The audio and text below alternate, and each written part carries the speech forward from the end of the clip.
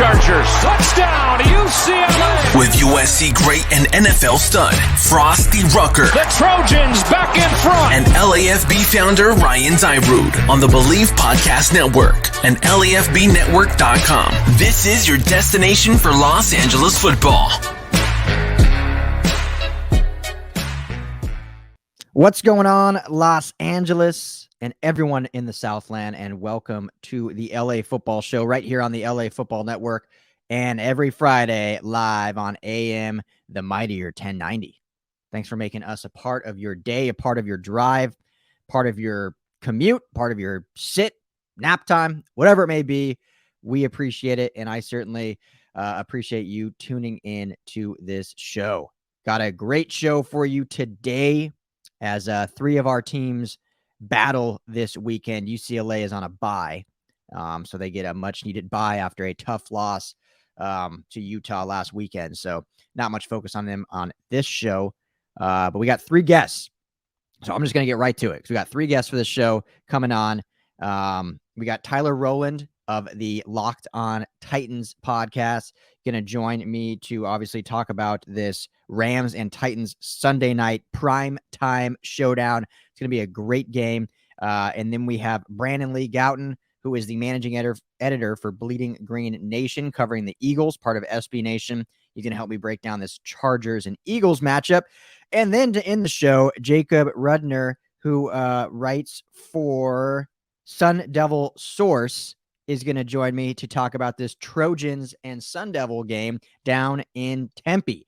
So a loaded show, all LA football, all the time for your ears, ready to get into it. Show today brought to you by MyBookie, new partner, mybookie.ag. Some of the best lines out there. You can't go wrong. Go to mybookie.ag, use our promo code LAFB for up to 250% welcome bonus. Can't go wrong. Right now, the Rams are 7.5-point favorites. I don't know how you feel about that. I love the Rams in this game. I think it's going to be a good, hard-fought game. I think they pull away in the end. We'll get into it, obviously, in the preview, but I would take I think they give them the points. I think they take that. But mybookie.ag, every game you want on there for all sports. Really pumped about this partnership as we're going to build a long-lasting relationship. So head there, use the promo code LAFB. Also, this Sunday, Golden Road Brewery, one of our new partners, great beer here in the Southland. We will be there all day leading up to the Rams game. Come hang out with us. Let us buy you a beer. We'll be recording a live show, myself, the Rams Brothers podcast, and others. We'll have guests there recording a show at 1 o'clock. Pub opens at 11. Rams game's not till 5:30. We're going to be hanging out there. So please come, say what up, grab a beer with us. We'd love to meet you. Love to hang out for a while. Should be a great time drinking some delicious beer, talking football. What better is there to do on a Sunday? So come hang out. The pub is in LA. They have two locations. So don't go to, you can go still, but don't go to the Anaheim one if you want to see us. We will be at the Los Angeles location. And then a bunch of us will be going to the game afterwards since it is a prime time matchup. So we'll see you there. You can hit me up on Twitter at Ryan Dyrud, LAFB, if you want more details. Email me, ryan.dyrud@lafbnetwork.com if you want more details as well. So hopefully we will see you all Sunday. But with that, let's jump right into these previews because we got a lot to talk about. Three big matchups. So joining me now on the show is our Titans and Rams preview. Joining me now on the LA Football Show on the LA Football Network and live on AM 1090 The Mightier. He is a host of the Locked On Titans podcast. He does Tic Tac Titans on Twitter, which is a lot of film breakdown, X's and O's. Tyler Rowland jumping on with me to break down this riveting matchup between the Rams and Titans on Sunday Night Football. Tyler, what's going on, man? Thanks for joining the show. Yeah, not a problem, Ryan. Always a good time to talk some football. Love the sport, best in the world. So excited to break down this game of two teams that are really playing very good football. But in terms of acquisitions, things are a little bit different feeling this week. Yeah, the Rams made headlines getting Von Miller, obviously, which we can maybe talk about later on, which we're ecstatic about here in LA.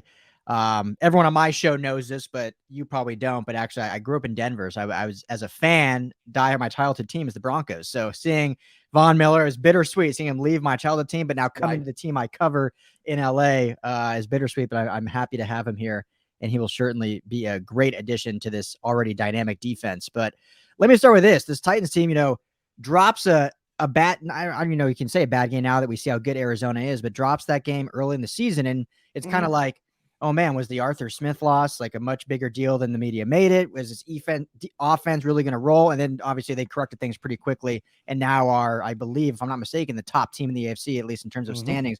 What did you see this team kind of just basically take from that week 1 loss and turn around and become the team we thought they were going to be all along? Well, I think it's kind of been some ups and downs for different reasons. So, number one, the Titans' first team offense didn't get to play together during the preseason due to some COVID stints for some offensive linemen, some injuries to some skill position players, and things on the offensive line. Taylor Lewan coming back from a torn ACL. So they never got to play together during the preseason at all, any live reps. I'm sure in practice they got some live reps here and there, but everybody knows it's different when you play against another team. So the fact that never got to happen in practice had a slow start along with the Arthur Smith loss. But later in the season, they got some good things together. The defense started playing a little bit better, but injuries kind of took them down. They played that Jets game without A.J. Brown and Julio Jones, which, as you can see, when they have at least one of those guys, they can play a pretty good game, as they did in Seattle with Julio and then the last 3 games with just A.J. So the injuries, having both those guys out, some other injuries as well. The Titans are the most injured team in the NFL this year. They've had the most games lost. They've had the most players on IR as well. So when you have that sort of problem and you're dealing with some issues early in the season, like we saw, it just kind of led to them maybe not playing their best football all the time. But regardless of that, they've been able to be 6-2. So although there's a couple bad losses in there, I think the highest of the high for the Titans is one of the best teams in the NFL. Yeah, and they've certainly proven that, and I didn't know that. That's a crazy stat. They're the most injured team in terms of games lost. The biggest go to my one. Twitter right now. There's a graph that shows every single team. It kind of lines up how many players they've lost, how many games they've lost, things like that. And the Titans are far and away the number 1 team on that graph in the place you don't want to be. Yeah, that's on your Twitter right now? Yes, it is something I've tweeted today. There's a lot of tweets per day, admittedly. I unload the clip. But it is on there. Well, I will find that. So for anyone listening at Tic-Tac-Toe, I'll get there, not Tic-Tac-Toe, at Tic-Tac Titans, get that out there because that's an interesting thing to see. And I think what's made the Rams so successful their entire, Sean McVay's whole tenure is they've been relatively healthy, his entire coaching regime. And I think I say all the time, and it's understated, the good teams stay healthy. And when it comes time to January, the best teams are the healthiest teams. Yes. So now the Titans, the biggest news for them, losing their star player. I mean, the offense, we know how good Tannehill can be and his resurgence in the NFL, but that offense goes through Derrick Henry. How big of a loss truly is that for this offense and for this team? And is it something they can recover from with the pieces they have you can never replace him, but they are going to step in for him? Well, I think that his loss will be felt in a major way, but maybe it's not quite the way that people would think. People would think that the running game is just gonna fall off completely for the Titans now. But the reality is the system that the Titans run, that outside zone scheme with the bootlegs and the play action, I mean, Rams fans are going to know how that works very well. And they were doing a lot more of that stuff with Jared Goff, but they've seen it. We see it in Green Bay. We see it in San Francisco. It's all over the NFL. Arthur Smith took it to Atlanta. So that sort of scheme is conducive to a good running game. It's just a smart run game scheme. The Titans do have a pretty solid offensive line, that it's a very good run blocking offensive line. So when you put those things together, I think that the Titans run game will still be productive. Now, the problem is they won't have the explosive run plays that Derrick Henry gets you. The Titans are going to get 8-yard, 9-yard run plays, basically what we saw from Derrick Henry in the last 2 games. But what they're not going to get is that Derrick Henry 60-yarder, 76-yarder, where he breaks 2 or 3 tackles and then takes off down the field. So the Titans will lose out on explosive run plays because of Derrick Henry's absence, but the system and the offensive line should still allow them to be a productive run game to run their system the way that they need to. This is probably a better question or better answer for fantasy players out there, but will we see, you think, Adrian Pearson all, or is this going to be the Jeremy Nichols show on Sunday? Well, it's hard to say because what they've done is they got rid of one of their practice squad running backs, Mekhi Sargent, who the Rams actually picked up on Thursday, trying to get some inside information from a practice squad guy on the Chess game, offense. right? Right. Any information. I know McVay is the kind of guy that would mine any data that he possibly could or any info. So at the running back position, they brought back a guy who's been with the franchise before, Deontay Foreman. He's kind of a Dollar General Derrick Henry. He's a big guy with good straight line speed. Added to the practice squad, but he's probably going to get an elevation. Adrian Peterson, obviously added to this team, as you mentioned. And then Jeremy McNichols is the passing back. And McNichols, I think his role is going to stay the same. He's going to come out of the backfield on passing plays. He's good in pass protection. He may get, 3 to 8 more carries, probably around 5 more carries than he typically would in a game. I would say that the 30 carries that, Derrick Henry gets in a game, probably 5 to McNichols. I think Foreman will probably get 5 to 10. And then Adrian Peterson will probably get about 15 to 20, somewhere in there. And they'll divvy it out how it goes there, at least at first, because they're going to trust a veteran. But I could see Foreman and Peterson splitting 10 and 10, and then McNichols, getting that 5. That could happen as well. But it does remain to be seen. These guys were just added to the team, Foreman and Peterson, this week. So whether they're ready to go in practice, we can't know for certain. Yeah, I think that's going to be the fascinating story going in this game, because 2 guys off the street, and then if you're splitting 20 carries between those guys, that's quite the workload in an offense that they're just getting to know. And obviously Peterson's been around the league. Like, he can run the football, I think, but that's asking a lot for 2 guys off the street, I think, but we'll see how it goes, I guess. Do you think they'll put more? Cause we've seen Tannehill, last year playing at an MVP level, every media person out there, I think, was putting Tannehill in like that top 12 range of quarterbacks heading this year. So based on that, and I don't know how you feel about him, and we'll get into it, but he should be able to take some of the load on his shoulders and some of the pressure off of the running game and be able to do more when you're getting that kind of praise coming into the season. Do you think he'll fit that mold, or do you think he's going to suffer more not having Henry? Well, I guess this is what comes back to my overall point about the offense and how it'll react without Derrick Henry. I don't think that it's going to change. They're going to get less explosive plays in the run game, so they got to try to manufacture some more explosive plays in the pass game with the route combinations that they choose to run. But overall, I think that the Titans' balance between run and pass shouldn't really change much. You're just going to lose some explosive plays in the run game because Derrick Henry will take it 70 yards out of nowhere. You're not going to get that from Peterson, McNichols, or Foreman, but you can get some quality running and still be one of the top 10, top 12 run teams in the NFL. And if they do that, then they can keep kind of the same balance of pass and run that they had. And you got to hope that Julio Jones gets healthy during this time, because he's going to win more matchups than any of the other players that the Titans have, like a Nick Westbrook-Akina or a Marcus Johnson or a Chester Rogers. I mean, listen to those names. They're not going to win as many routes as Julio Jones is going to win. So I think really, as long as Julio Jones gets back in the lineup soon and the Titans offensive line stays as solid as it has been, really not much has to change to force Tannehill to pass the ball a bunch and get out of his comfort zone. Tannehill isn't the best with pocket awareness and pocket movement. And it's best for him to have a clean pocket, have defined reads, get the ball out of his hands, get him on the bootleg to get him away from the pressure so he can use his mobility.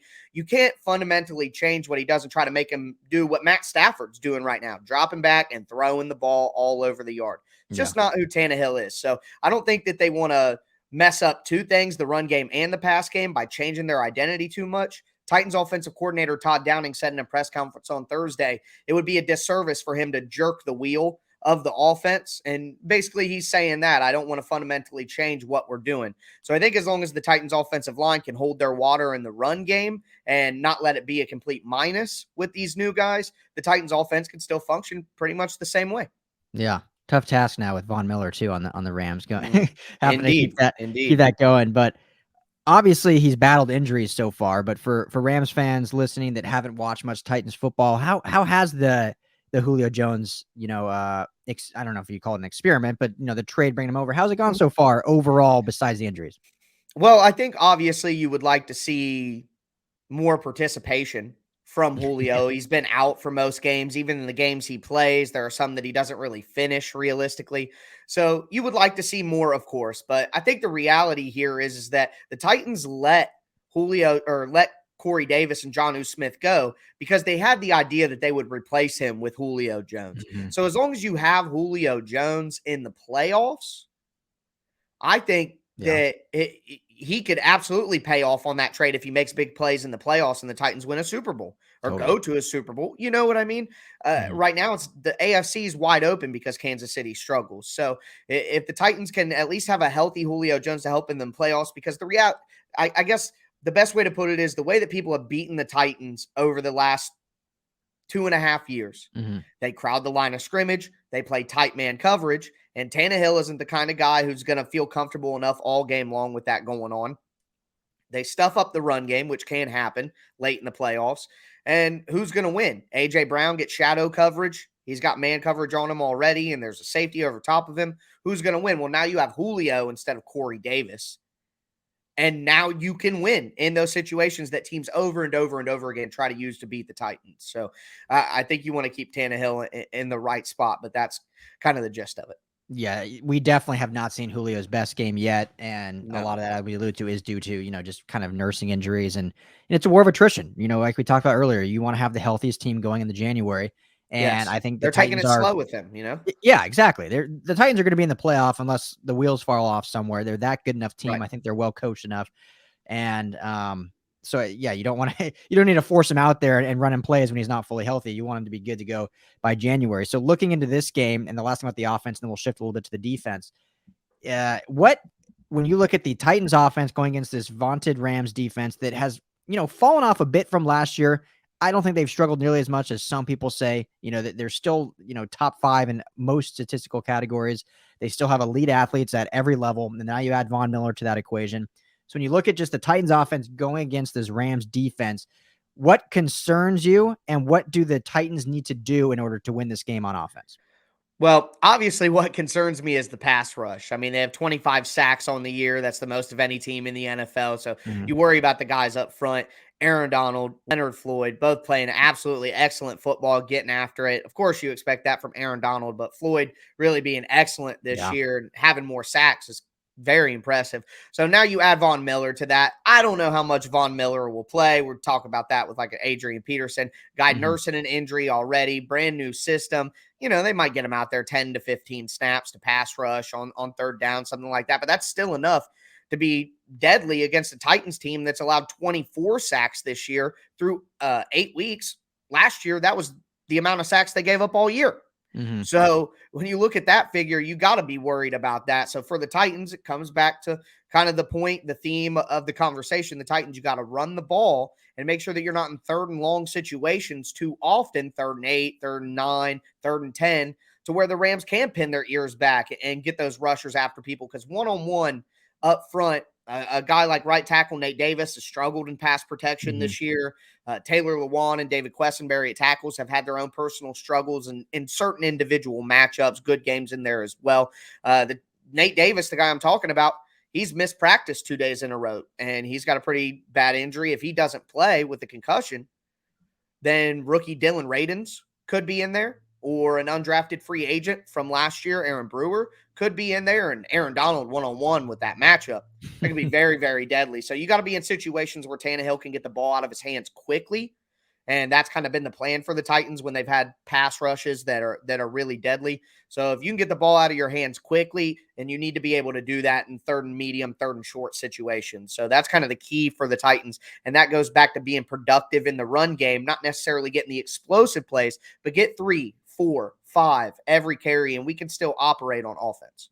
Yeah, and that's kind of what the Rams defense, tempts you to do. They want you to just kind of plug away. They'll give you the running game. They'll give you the small plays. They don't want to give up explosive plays. They'll kind of lull you. They want you to be boring. And then they get to the red zone and there's not enough field to go. That's when they kind of clamp down. That's kind of how they've predicated things throughout. So the hope is that for the Rams fans, at least, that they'll be able to bottle that up as they've done throughout the season. So looking now at the Titans defense, I think you guys overall very good defense, very good coached, a lot of talent on both sides of that side of the football. How has this defense looked so far this season? And what do you expect going against this powerful Rams offense with Matthew Stafford, Cooper Kupp, and what they've been able to do so far this season? Well, the big thing for the Titans this year has been the pass rush. 4 guys: Jeffrey Simmons, who's always taken a double team as a defensive tackle; Harold Landry, who's second in the NFL in sacks with 8.5. Bud Dupree has kind of been the Julio Jones on defense. He's only played in a couple of games. He's limited snaps when he does play, but he always seems to make some sort of impact in those games. You know, with Julio, he basically carried the Titans for over 100 yards in the first half against Seattle while they were getting blown out, and allowed them to come back. And then he makes the big catch on the sideline off the helmet in the Bills game. That was a big play for the Titans. And then Bud Dupree, he makes a big play in a few games early in the season. And then last week, he's the guy. He had the strip sack fumble on Patrick Mahomes on a 3rd down against the Chiefs. And then last week, he's the guy who got the pressure on Carson Wentz that forced him to throw the pick 6 on the goal line in the 2-minute drill. So Bud Dupree is making those plays. So you add in Danico Autry to those 3 guys as well, and they have a fearsome pass rush in their own right. Not near the Rams level, of course, but 17 sacks on the year, so still much improved. Last year, the Titans defense had 19 sacks all year. Yeah, it absolutely embarrassing. So now you look at they have 17 on the year. That's a great improvement. But overall, the plan that you just described for the Rams is exactly what the Titans do in these kind of games when they play really good teams like the Bills, like the Chiefs, like the Ravens. In those situations, the Titans say, okay, we're going to keep you in front of us. We're not going to give you the big play. And right now, the Rams are the 4th best team in the NFL in explosive pass plays over 20 yards. 12% of their pass plays result in a gain of over 20 yards. Yeah. It's unbelievable. So you can't let them do that all the way down the field. You got to make Matt Stafford earn it, give him, nickel and diamond all the way down the field and a bunch of 3rd downs, 10, 12, 15 play drives. And then hopefully he makes a mistake a few times. You can get some red zone stops, as the Titans have been wont to do in these games, stop people on 4th down. It's just the way that they try to play defense. A lot of teams do, because nowadays it's impossible to have a dominant defense that just shuts down these offenses that are so high powered. And you look at the Rams and the personnel they have, it's all about getting some stops in the red zone, having the Rams kick field goals and the Titans scoring touchdowns. And it sounds like that's usually what the Rams plan is as well, which is why I think the Titans defense has to do whatever they can to stop Cooper Kupp in the red zone. So you don't want to play man coverage against the Rams in the red zone, because they run the rub plays and the pick plays with the play action here and there, and they can get guys wide open going towards the pylons.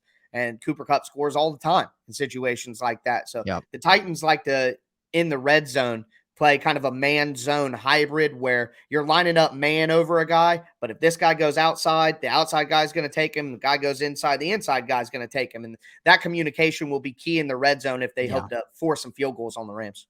Yeah, it'll be fascinating to watch. And I think fans need to realize in today's day and age that the day of the 85 Bears, the dominant defense, it's no more. Even last year, the Rams finished with the #1 defense, and I wouldn't call them a dominant defense. They were very good and efficient and kept teams out of the end zone when it mattered. So, Tyler, we'll get you out of here on this. It's going to be a fantastic game. I can't wait. I mean, 2 of the powerhouses of the NFC and the AFC clash on primetime. I will be there at SoFi. Can't wait for it. So, who do you got? Who are you taking in this one? Should be a good one. Well, obviously, I've talked about, the difficulties that the Titans could have with stopping the Rams, and kind of how the matchup lines up. And right now, without Derrick Henry, the first week without Derrick Henry, which I think the Titans will improve in a few weeks as those guys they just brought on the team this week get acclimated to the system. The Titans have some easier games, a lot of easier games actually ahead of them on the schedule. So they may, a guy like Jeffrey Simmons, a guy like Nate Davis, a guy like cornerback Chris Jackson, cornerback Greg Maben, who have been starting for the Titans over recent weeks. Those guys haven't even practiced so far this week. So I think the Titans may be cautious with injuries, and considering all of that and the newness of Derrick Henry being out, I do think that the Rams will win this game at home in prime time on their coast. Just a lot of factors going against the Titans now. The Titans tend to play their best when they're in these terrible situations. It's just the truth. But I think this one, the Rams are such a good team that, and they have studs on defense that they'll be able to pull it out. So I have it as 27-20 Tennessee. Okay. That's what I think. The Titans get a couple field goals. The Rams score an extra touchdown, get the same field goals. And that's kind of how it works out. Okay. So 27-20 Rams win. Yes. Gotcha. Correct. Okay. Mm-hmm. Well, it's going to be a great game. Can't wait to watch it. So, Yeah. Tyler, man, thanks so much for taking the time and helping me break this game down as we look forward to it. Let everyone know where they can find you and your work and communicate with you if they want. Yeah, absolutely. I do a daily Monday through Friday Tennessee Titans podcast called the Locked On Titans podcast, part of the Locked On Podcast Network. Any podcast platform, always free. You can catch me on YouTube as well, the Locked On Titans YouTube channel. I do the show as a video in the area that I am now. And on Twitter, I'm always doing film breakdowns and film clips, really trying to illustrate what the Titans are doing with the X's and O's at Tic Tac Titans. And then I do write a weekly film breakdown article for the USA Today, the Titans Wire. You can find that stuff on my profile or at Titans Wire on Twitter as well. So that's it. That's the self promo. But I love talking football, and it was good to speak to you, Ryan. Love it, man. Keep up the hard work. Thanks so much for joining me, and enjoy the game this Sunday. Okay. You as well. Thank you. As mentioned in the intro, joining me now on the LA Football Show right here on the LA Football Network and live on AM the Mightier 1090, excuse me. His name is Brandon Lee Gowton. He is the managing editor for the Bleeding Green Nation, part of the SB Nation, and he's going to help me break down this Chargers-Eagles game this coming Sunday. Brandon, what's going on, man? How you doing?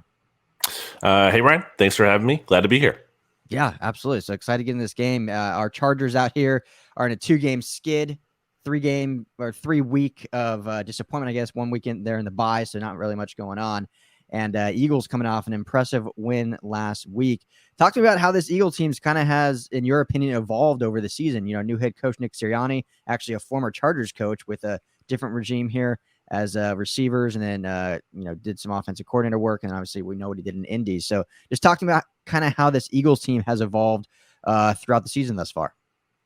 Yeah, I think everyone knew that the 2021 Philadelphia Eagles weren't going to be serious Super Bowl contenders, favorites. That was kind of admitted by the ownership, by the organization. They said this was a transition period for them, going from Doug Peterson and a Super Bowl winning coaching staff to obviously a brand new coaching staff and a brand new starting quarterback in Jalen Hurts instead of Carson Wentz. So, expectations were relatively low. With that being said, when you get to 2 and 5, like the Eagles were, and it's not only that you're losing, but the way you're losing, where you have a game that the Eagles did against the Raiders, where Derek Carr has 3 incompletions in a game. He's completing over 90% of his passes. The defense kind of looks toothless. The offense looks like it doesn't have an identity. It's really struggling. You kind of wonder, okay, it's a disappointing start to the season, but it's like, is this really long-term progress that's being built here? So that was kind of the big question going into the Lions game. The Eagles go out and they absolutely blow the doors off the Lions. They run the football finally, like a lot of people have been calling for the Eagles to do. So it's kind of now like at a point where, okay, the Eagles beat the Lions. The Lions are really, really bad. And can they build on this? And that's kind of the question where it is right now. It's kind of like an interesting game this week because I think it's a real pivot point. It's like, okay, was the Lions game just a one-off against a really bad football team, or was it a sign of more positive things for the Eagles to come? Yeah, well, you mentioned that running game that they got going, and I didn't even mention Shane Steichen, who your OC was actually the Chargers OC last year under Anthony Lynn. So what is this offensive identity, do you think? When Coach Steichen was here last year, there was a lot of contention, I guess, among the fan base with him and Lynn because it was such a the joke was always like how much they ran the football. It was like run on first, second, third down, whatever. I think that was misused because they did throw the football a lot. Justin Herbert obviously won Rookie of the Year for a reason because he was throwing it around the yard. But has he began implementing that, or just what's the identity of this offense, you think, or is it you don't know, like you kind of mentioned, because it's been different each week? Yeah, we don't know. I mean, the hope here in Philly is that the Eagles will kind of learn from the Lions game and stick with the run a little bit more. At the same time, I think when you're talking about this not being an all-in kind of year, it's an interesting conflict because it's like what the Eagles can do this year to maximize their win potential is probably running the football and not throwing the ball as much. But I don't think that's the organization the Eagles really want to be. I mean, ultimately, I think they want to win more than anything, but I think ideally they want to have an elite passing offense. And I don't think they really can under Jalen Hurts. And I really think for any team, for the most part, you have to be able to pass the ball efficiently and effectively at some point. You can't just rely on the run week in and week out. So that part of it very much remains to be seen. I don't think we're going to see the Eagles be as run heavy as they were against the Lions, because that's obviously just kind of an exception and something they were afforded to do, in part because the Lions are just so bad. Against better quarterbacks that aren't Jared Goff, the Eagles are going to, and Jalen Hurts is going to have to pass the ball at some point and, not go through a game with just like 14 attempts like he did last week. So I think people are just hoping to see more of a balance between those things. Maybe not a perfect 50-50, but something at least a little bit closer, approaching that, where the Eagles were kind of way out of whack earlier in the season. Yeah, I know he's on IR right now, but for my fantasy team, Miles Sanders, I would love to see them run the football a little more. Give the guy the rock sometimes, like they did last week with all their splitting it with Jordan Howard and Bart Scott, and even Kenneth Gainwell getting some carries there. So, and Jalen Hurts led everyone in yards, I believe. So, against this Chargers team now, if the Eagles were smart, they probably should run the ball a lot, because that's where the Chargers defense has struggled the most. And even not in their struggle, but the Staley system is more of a system that wants you to run the football. It dares you to run the football, kind of bleed down the field, and then they buckle up and, they lock you down in the red zone and disallow you from getting points. That's kind of what this defense predicates on, this 2 high safety set.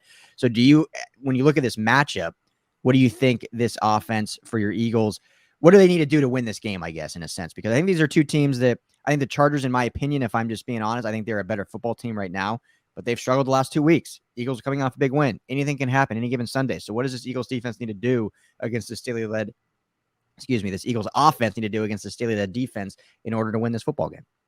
Well, I want to start from the Chargers side and say I think it'd be insane if Brandon Staley continues to invite the run against the Eagles specifically. I get that theory, and I think it's a sound strategy, especially when you're going up, against better quarterbacks. You'd rather Tom Brady be handing off to Leonard Fournette than Tom Brady throwing the ball a lot. But, I mean, Jalen Hurts, I think the Chargers should absolutely be putting the game on him. If the Chargers lose on Sunday because Jalen Hurts comes out and he throws for 400 yards and he has an amazing game through the air, you have to live with that. It'd be like, okay, well, he's not probably we didn't think he was going to do that. That's going to be like a career day for him. So if he has a career day against you, then again, I think he kind of just he was just really good, and we had a plan to make him be better than ever.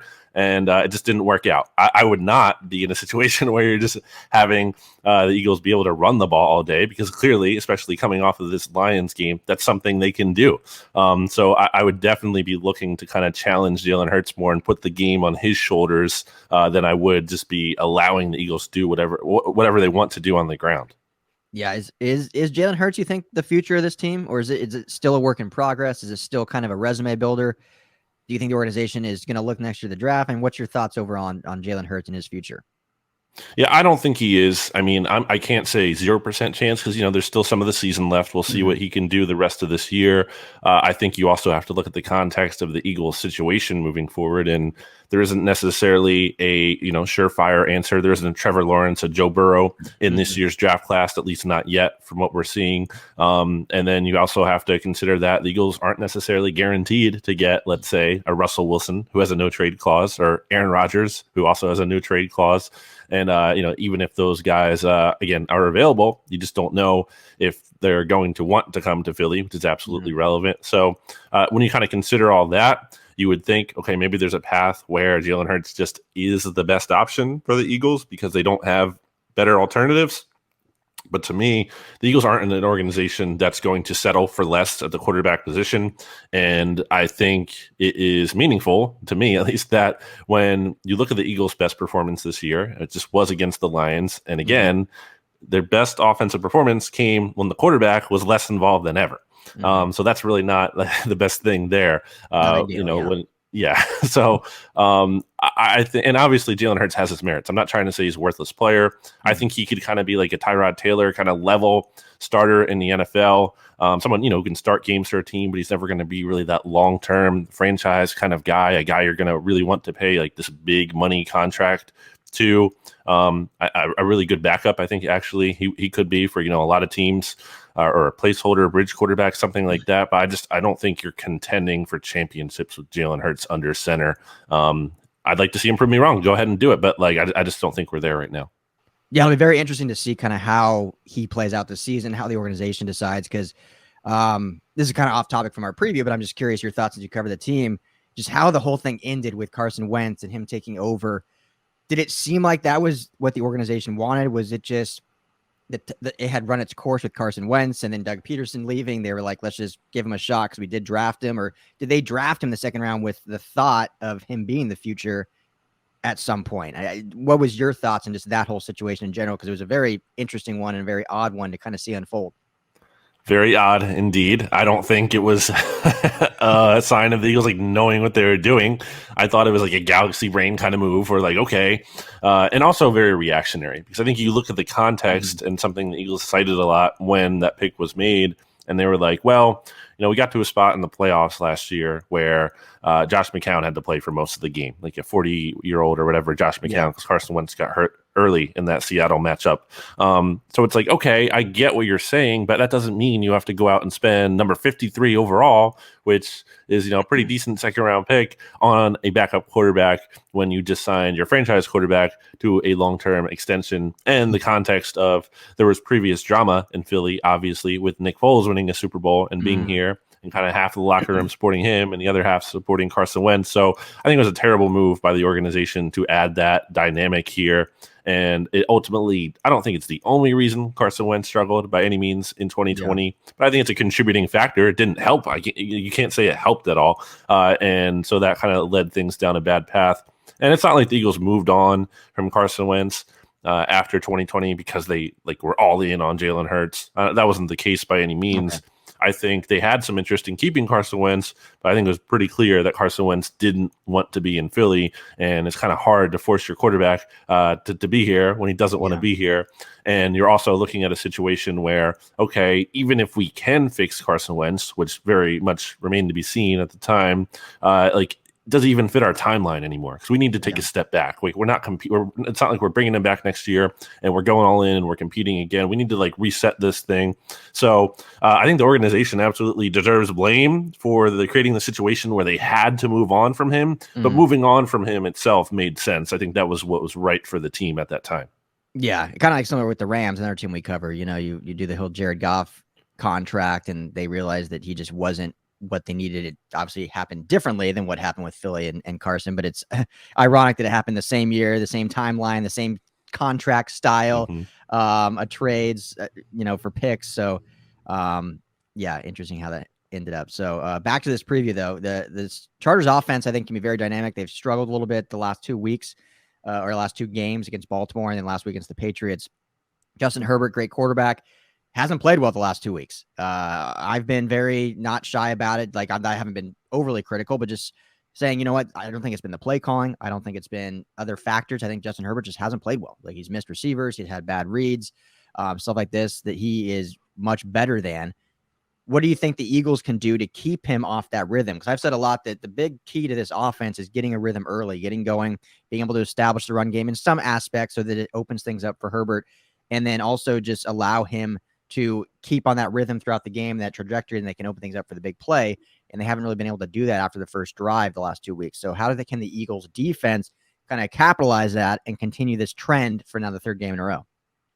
Well, one potential mismatch in the Eagles' favor that I would point out is, Chargers starting right tackle right now, Storm Norton, going up against Josh Sweat, who's coming off his second multi-sack game in his career. I think that could be a big problem for the Chargers potentially. So I'll mention that matchup specifically, but kind of from a more holistic standpoint, I think it's going to be interesting to see how the Eagles play this Chargers offense, because leading up to the Lions game, there was a lot of criticism for Eagles defensive coordinator Jonathan Gannon, who was really just playing soft. And he's playing that cover 2 shell, not too crazily dissimilar, maybe from Brandon Staley, to the point where they're giving up everything underneath. But it was to an extreme. It was not only are they giving things up underneath, but they're just people are wide open. And again, you have Derek Carr completing 31 of 34 attempts. It was going way too much to an extreme point where quarterbacks, the better quarterbacks, and really that's been the case this season. You look at Tom Brady, you look at Patrick Mahomes, you look at Dak Prescott, and then Derek Carr. Obviously those are really good quarterbacks, but the Eagles just made life so easy on them because they just sat back and they allowed those quarterbacks to just, dink and dunk down the field and methodically move the ball down. And that same strategy has been able to work for the Eagles in terms of stopping lesser quarterbacks, because those lesser quarterbacks can't sustain, those drives consistently. There's going to be a mistake somewhere, a bad throw, maybe a penalty, and that kind of, ruins things for them. But the better quarterbacks are not going to make those mistakes, at least more often than not. So I think it's going to be an interesting position for Herbert. I think based on, what I've seen from him, he has the talent with some of those top quarterbacks. If he's on his A game, which he hasn't been recently, as you pointed out, but if he is, I think he can take advantage of this defense if they're just going to play that cover 2.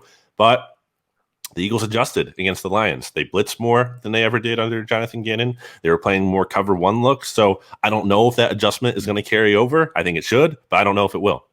Yeah, that's a good point, and something that Chargers fans I think will want to look for, because that's what this offense I think needs to do, is kind of just be methodical and take what the defense gives them and not force things.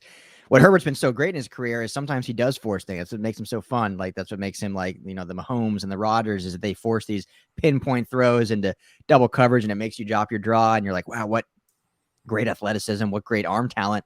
The last 2 weeks, those same throws just haven't worked out. They just haven't, ended up with the same result. And so I think this week, let's just get back to basics and let's give what the defense gives us and get methodical.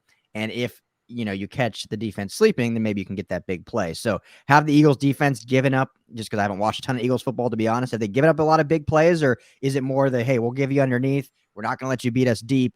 If you want to beat us methodically, we'll allow that and live with that to fight another day.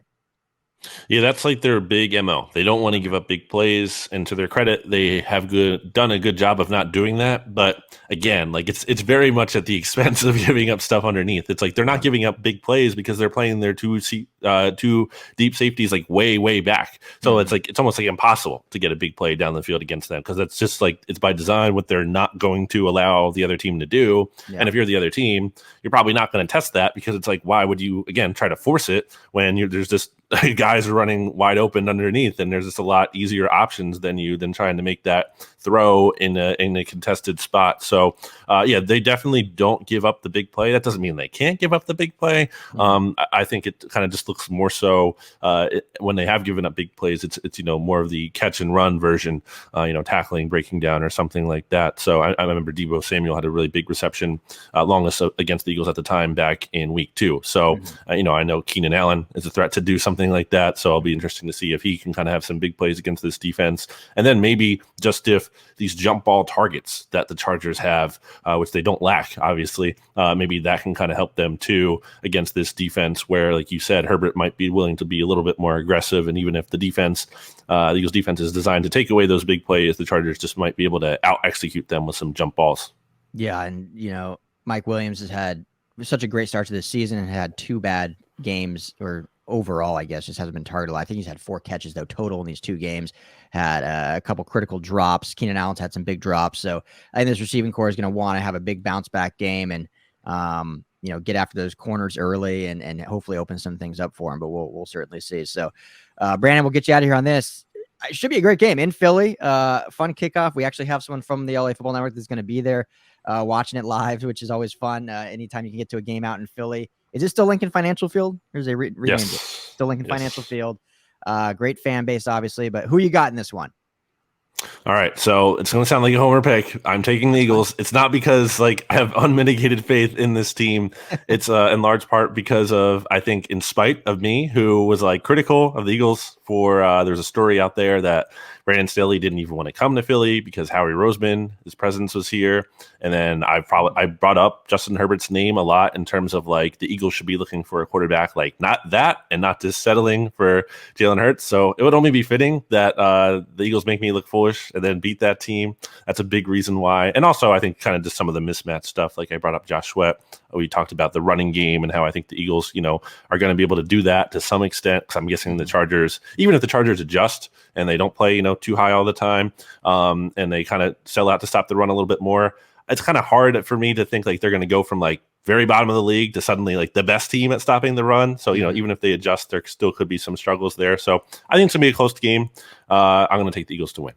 Yeah, it should be a good game regardless. And, we'll obviously out here be looking for the Chargers to bounce back and get back to what we all thought they were, 2-3 weeks ago. So, Brandon, appreciate the time. Where can everyone find you and all your work at? You can check out my work at bleedinggreennation.com. You can follow me on Twitter and Instagram at Brandon Gowton. You can check out our podcast on Bleeding Green Nation podcast feed, and also on the SB Nation NFL show, where we talk about the Chargers sometimes, believe it or not just the Eagles, but the NFL at large. So all those places. Chargers getting a lot more talk these days than they used to in the past. It's fun to see. So, Brandon, thanks for taking the time, man. Really appreciate it. Enjoy the game this weekend, and hopefully we'll be in touch again soon.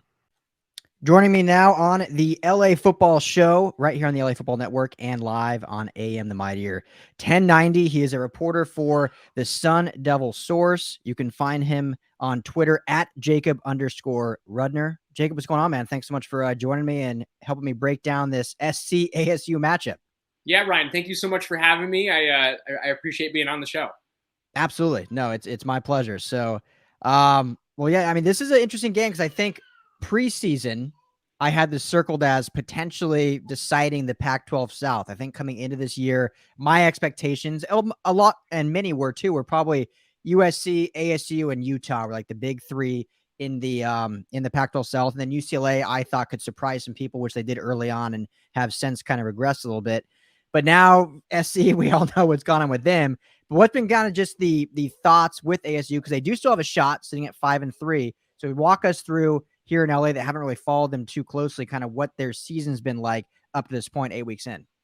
Yeah, I mean, it like you said, Ryan, it started off with a lot of promise for the Sun Devils. And I think that there were a lot of people who thought that this could be the year that Arizona State makes that run for its first Pac-12 South title since 2013. It gets off to a hot start. It loses to BYU in an ugly loss. But other than that, it really did look good. And things were going strong for the Sun Devils in Tempe.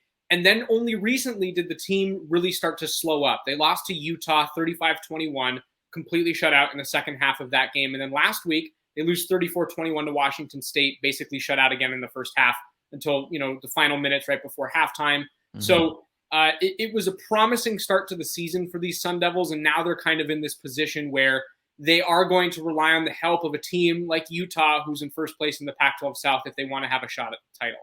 Yeah, Utah has been such an interesting team because they started off extremely slow. I believe 0-2 or 1-2 on the year, and then came on extremely strong, and then had a brutal loss to Oregon State, and then looked great against UCLA again last week. So they're kind of up and down, but we know what Kyle Whittingham's going to do there, and we know how well coached they are, and they usually get things going.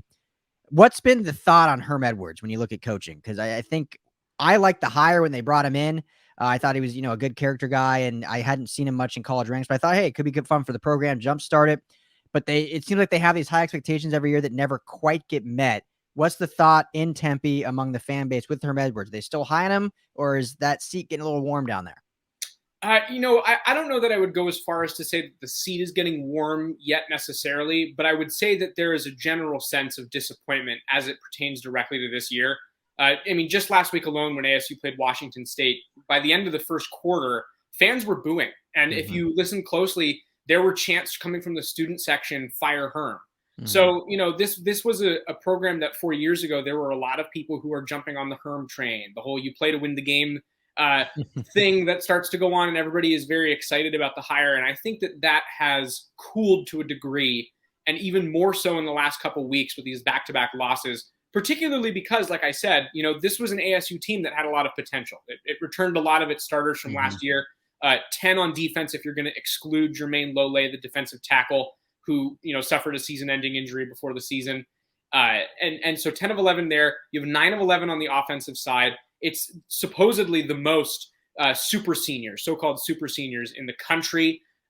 So it was one of those teams with high expectations, and to this point, it hasn't really delivered. And I think a lot of that has fallen on Herm in the eyes of the fan base. Yeah, I've always loved this matchup, period. But I've loved it the last few years because it seems like we have this fun quarterback duel with Keaton Slovis coming from Arizona, and he's the SC quarterback, and then Jaden Daniels coming from Southern California, and he's the ASU quarterback. And Daniels is an interesting quarterback to me. He reminds me a lot, actually, of DTR for the UCLA squad, in the sense that he's extremely athletic, a high profile, high recruit guy that every year seems to he's going to make that next step. He's going to take that next leap.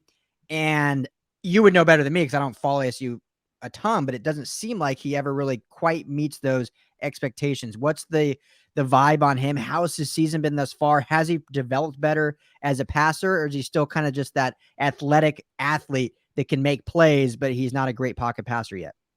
It's a good question because I think there's a degree in this situation in particular where Daniels has been solid and the people around him have not necessarily lived up to the expectations that they needed to in order to deliver for him. So, for example, against Utah, Daniels looked solid throughout the entirety of that game, but he has receivers dropping passes.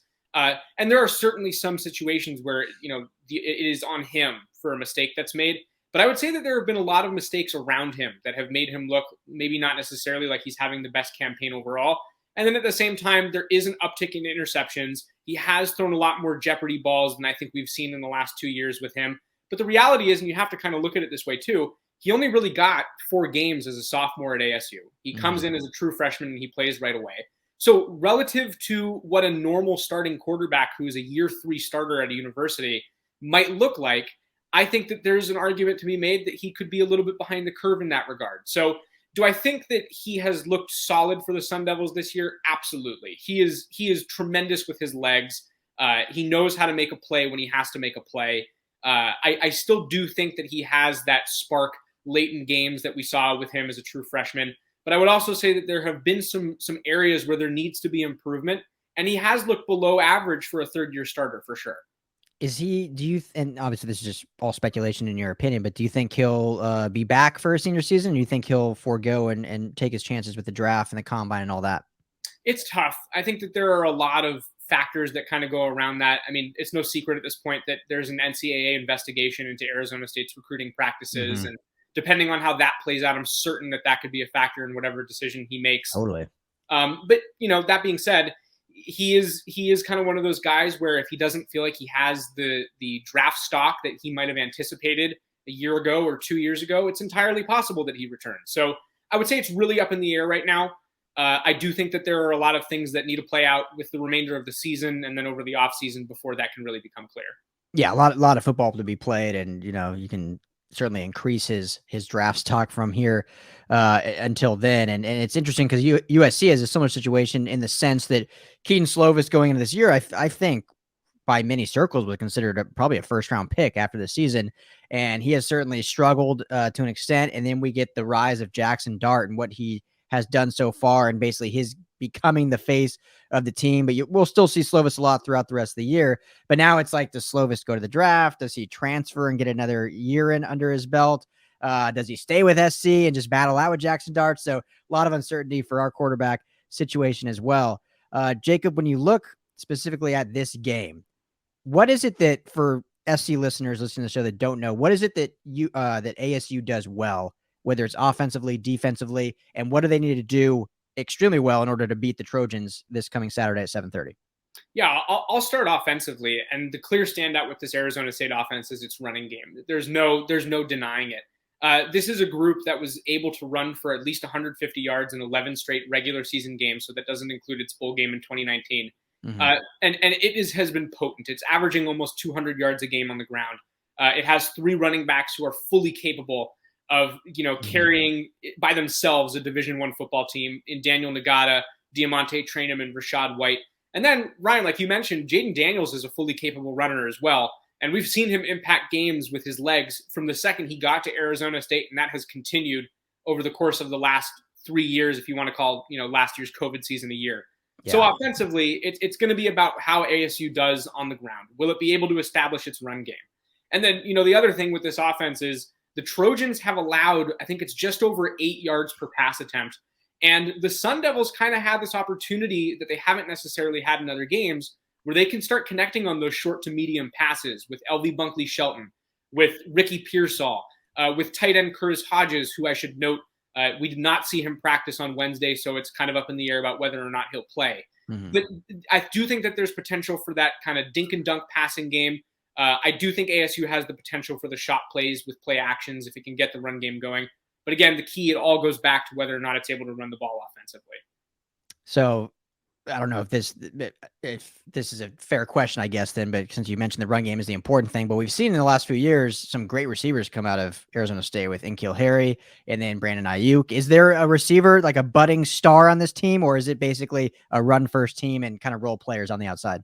It's a good question because it's been a topic at ASU all year. Herm Edwards has talked about it on numerous occasions. They don't necessarily feel like they have that ace receiver, like they have that go-to guy right now.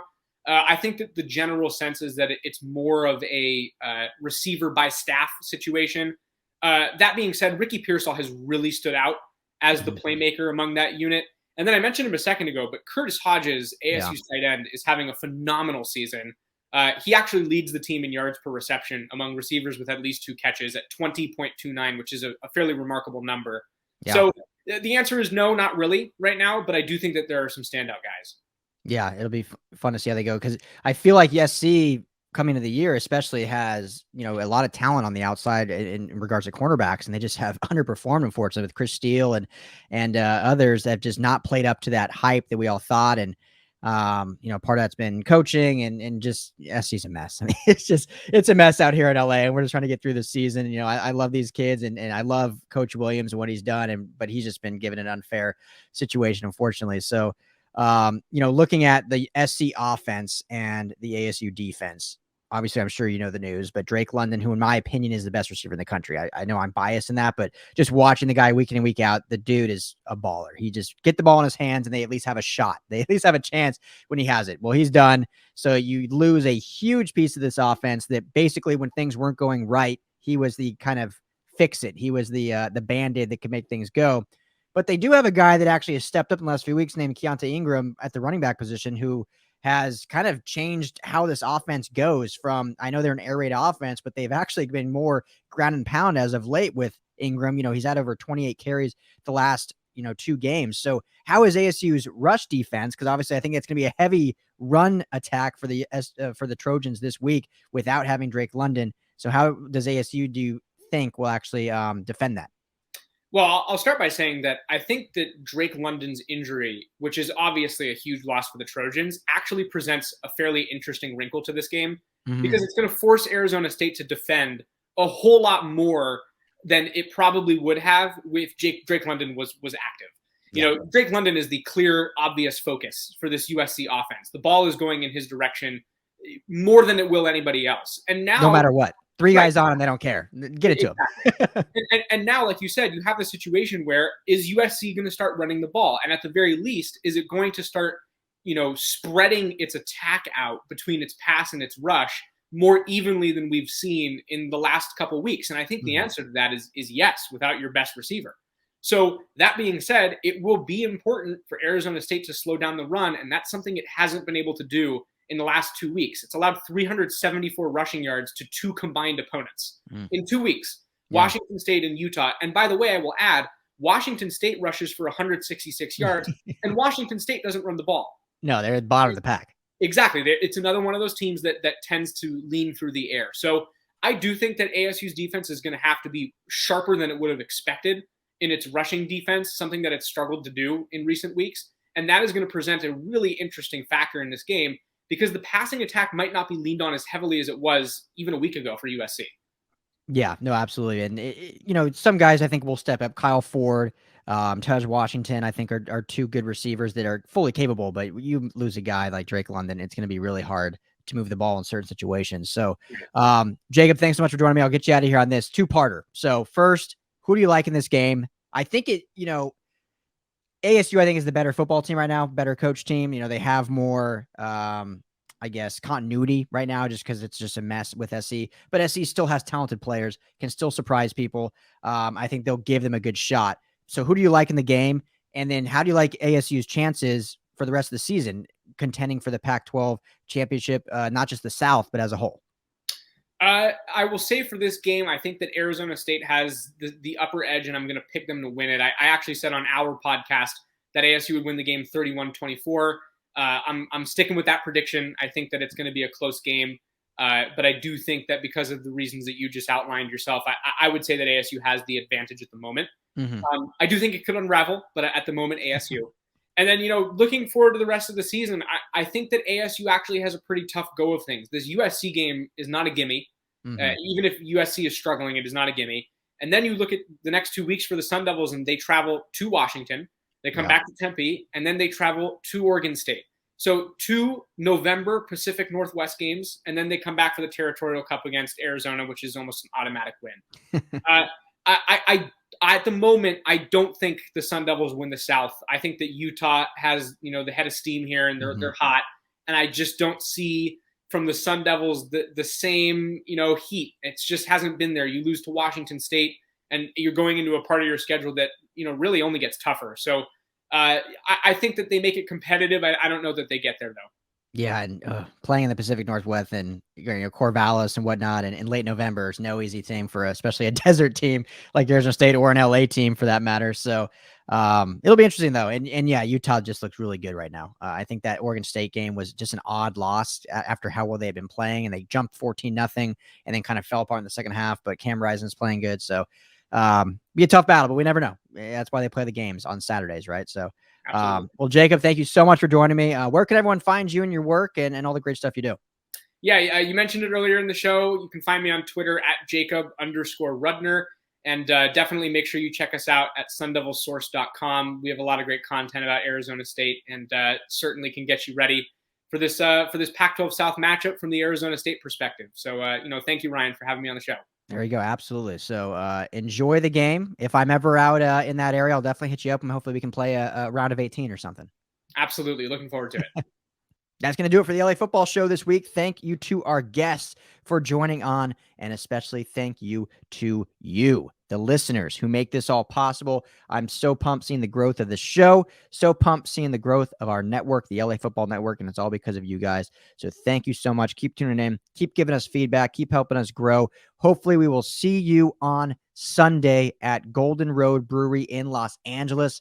Like I said, hit me up on Twitter at Ryan Dyrud, LAFB, or you can email me ryan.dyrud@lafbnetwork.com if you want more details on that. But, just show up. Just come show up and hang out with us. So it should be a great time, and we'll get you around, obviously, when you get there. Would love to see you guys there. So enjoy the rest of your Friday, Saturday, whenever you are listening to this.